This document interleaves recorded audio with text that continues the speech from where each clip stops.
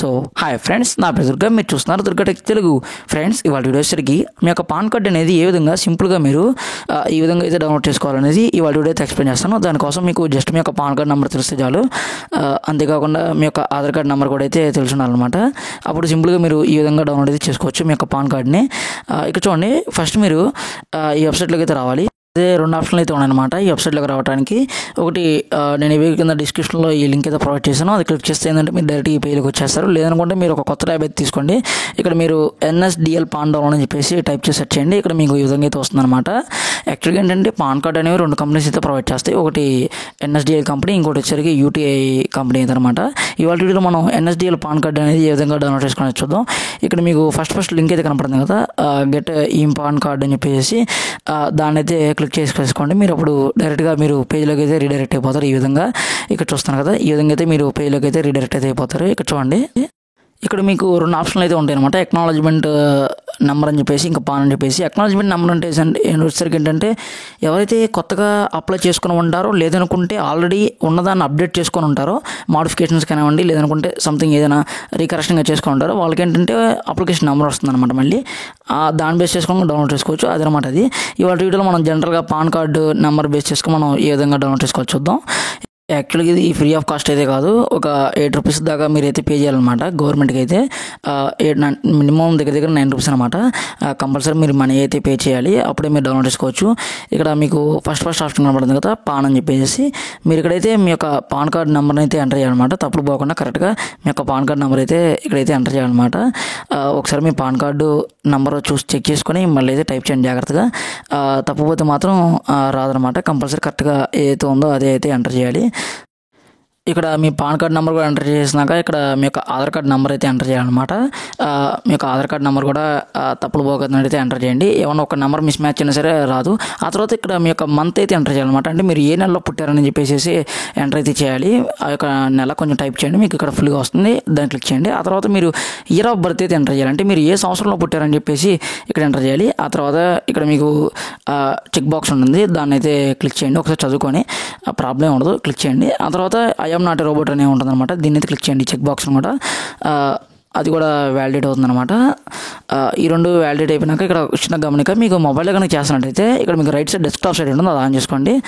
ఇక్కడ చూడండి, మీ యొక్క పాన్ కార్డ్ నెంబర్ కూడా ఒకసారి చెక్ చేసుకోండి మొత్తం అయిపోయినాక. తర్వాత ఆధార్ కార్డ్ నెంబర్ కూడా ఒకసారి వెరిఫై చేసుకోండి. మొత్తం వెరిఫై చేసుకొని మీ డీటెయిల్స్ అన్నీ ఇక్కడ రెండు చెక్ బాక్స్ కూడా క్లిక్ చేసుకొని కింద మీకు సబ్మిట్ ఆప్షన్ అయితే ఉంది కదా, దాన్ని అయితే క్లిక్ చేసుకోండి.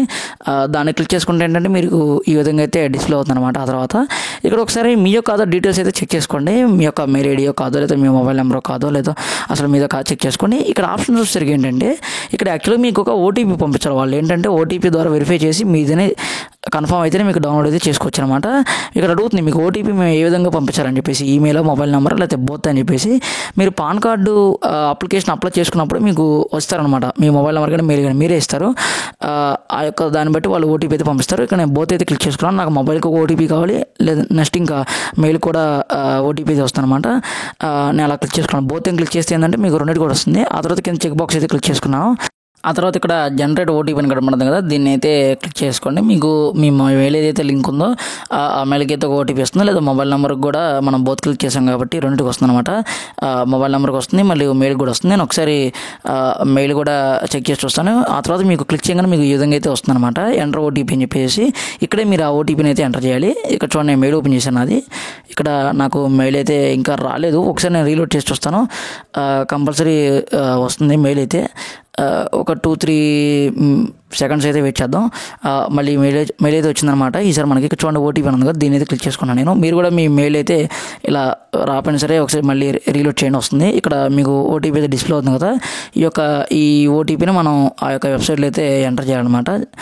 ఎటువంటి మిస్టేక్స్ లేకుండా ఎంటర్ చేయాలి. ఎంటర్ చేసిన తర్వాత ఇక్కడ మీకు కింద కనబడుతుంది కదా, దాన్ని అయితే క్లిక్ చేసుకోండి వ్యాలిడ్ అని. వ్యాలిడ్ అయితే క్లిక్ చేసుకోండి. మీరు తప్పులు ఎంటర్ చేస్తే మాత్రం మళ్ళీ ఇంకొకసారి ఓటీపీ అయితే ఎంటర్ చేయాల్సి వస్తుంది.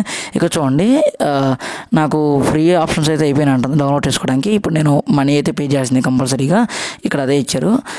ఇప్పుడు చూడండి మనీ అంటే ఎంతో కాదు, 7 రూపీస్ దగ్గర దగ్గర లేదా 9 రూపీస్ పడుతుంది. ఇక్కడ చూడండి కింద ఆప్షన్ ఉంది కదా, దీని అయితే క్లిక్ చేసుకోండి. కంటిన్యూ విత్ అని చెప్పేసి దీని అయితే క్లిక్ చేసుకోండి. కొంచెం వెబ్సైట్ అయితే స్లోగా అయితే ఉంటుంది అనమాట, కానీ కంపల్సరీ లోడ్ అయితే అవుతుంది.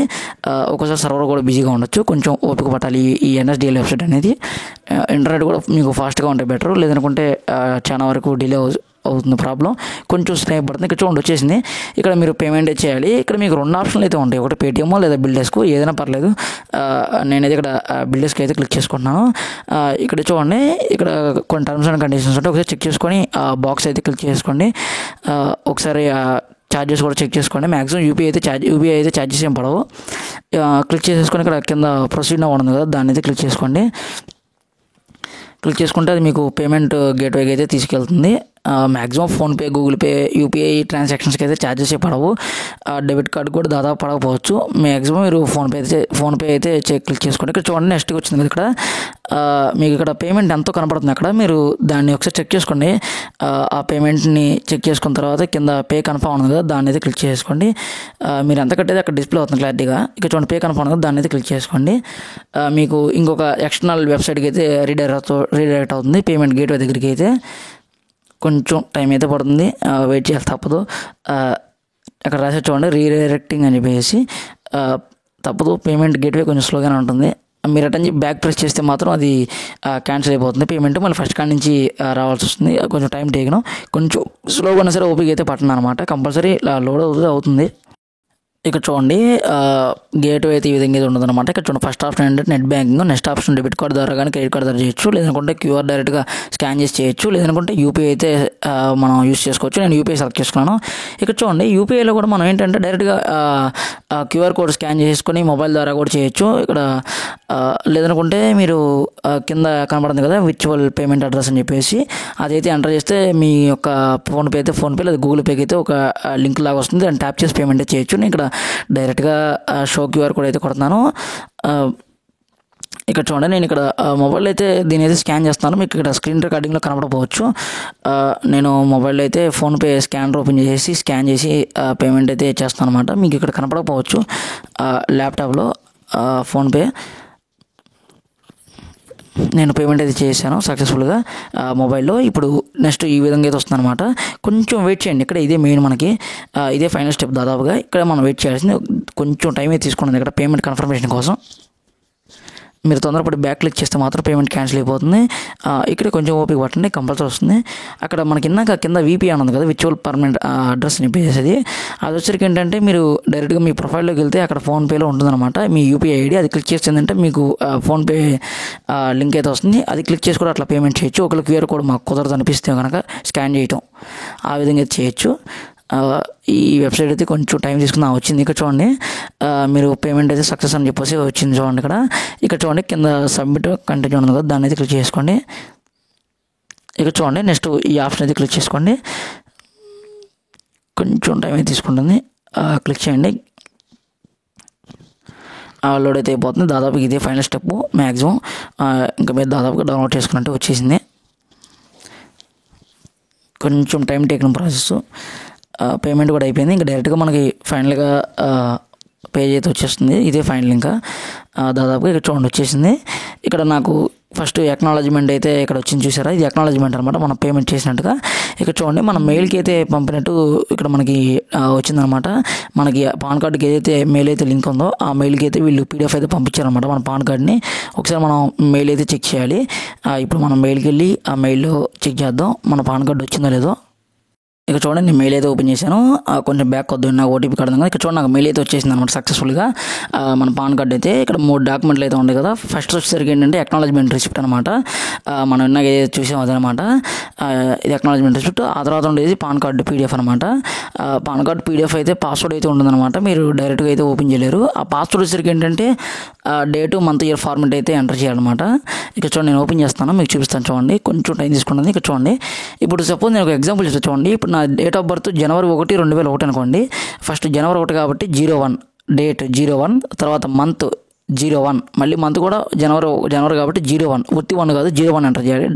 డబుల్ డిజిట్స్ అయితే ఎంటర్ చేయాలి. ఆ తర్వాత మీ ఇయర్ డైరెక్ట్గా 2001 అలాగనమాట. మధ్యలో స్పేసెస్ కానీ డాషెస్ కానీ ఏమి ఇవ్వకూడదు. 01/01/2001 ఆ విధంగా అయితే ఎంటర్ చేయాలన్నమాట. గుర్తుపెట్టుకోండి. మీ డేట్ ఆఫ్ బర్త్ ఎలా ఎంటర్ చేయాలంటే డేట్ మంత్ ఇయర్ ఫార్మెట్లో ఎంటర్ చేయాలన్నమాట. డేట్ అనేది 2 ఉండాలి, మంత్ అనేది 2 ఉండాలి, ఇయర్ అనేది 4 డిజిట్స్ అయితే ఉండాలన్నమాట. ఓపెన్ క్లిక్ చేసుకొని ఎంటర్ చేసి ఈ విధంగా కొంచెం టైం అయితే తీసుకుంటుంది, ఓపెన్ అయితే అవుతుందన్నమాట మీ పాన్ కార్డ్ అనేది. చూడండి ఫ్రెండ్స్, ఈ విధంగా మనం అయితే సింపుల్గా మన మొబైల్లోనే డౌన్లోడ్ చేసుకోవచ్చు, లేదా ల్యాప్టాప్లో కానీ ఇక్కడ డౌన్లోడ్ సింబల్ ఉంది, దాని మీద క్లిక్ చేసుకోండి.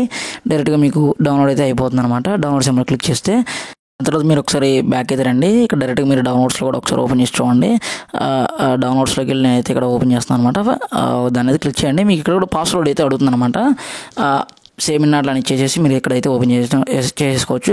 చూసారు ఫ్రెండ్స్, మీరు ఈ విధంగా సింపుల్గా మీరు మీ యొక్క పాన్ కార్డ్ని అయితే ఈ విధంగా అయితే డౌన్లోడ్ చేసుకోవచ్చు అనమాట. మీరు ఇటువంటి అప్డేట్స్ మరిన్ని పొందాలంటే మన ఛానల్ నుంచి తప్పకుండా సబ్స్క్రైబ్ చేసుకోండి. Thanks for watching. Thank you.